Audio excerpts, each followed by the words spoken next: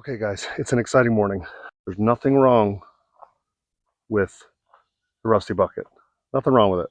It's just really rusty. And I'm sort of waiting for the day for the bottom to fall out while someone's driving or while someone's jumping in. And you know, we have senior folks that live up around here. We have a lot of aunts and uncles and relatives that live around, and we like to take everybody for rides and pick people up. The last thing I want is one of them getting in and their foot drops through the floorboard, getting hurt. We love Rusty Bucket. It's been a fun ride. It's not the end of the ride for it. We're going to probably try to extend it out to the summer. The reason for the video is I'm going to go get something that's going to replace it. It seems like a pretty decent deal, at least on Marketplace it does.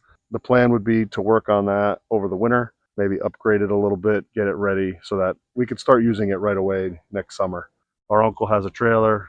We're going to take my mother-in-law's Jeep. We'll document along the way.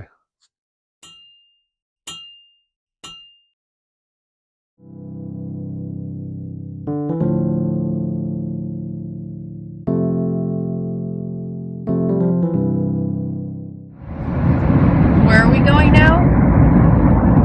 So, Rusty Bucket has been as reliable as it could be. We just don't want anybody putting their foot through the bottom like a Flintstones vehicle. The boss here found a deal on Marketplace and we're going to get it.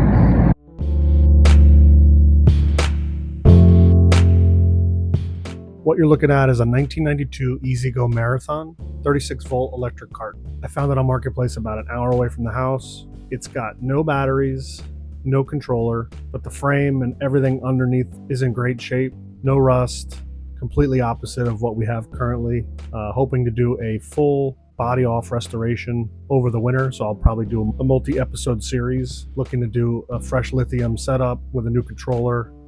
This will be my first golf cart restoration, so I'm super excited about it. So if any of you have done this before, I would appreciate following along, and I'm going to probably have 1,000 questions, and I'd appreciate the help. Let's get this thing loaded up and back home. Check out that pretty cool tractor.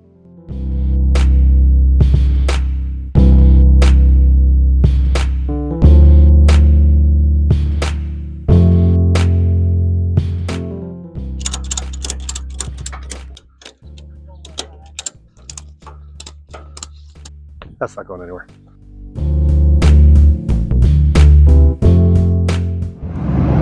So is it better than Rusty Bucket? Much better than, well, define better. Not rusty? It's not, well, not as rusty. Improved. Much improved. What about Nope. names? What are we going to call it? I think Steel Force. Steel Force? Yes. I like that workbench on the back. I'd like it better if it had a battery and maybe all the wires were attached.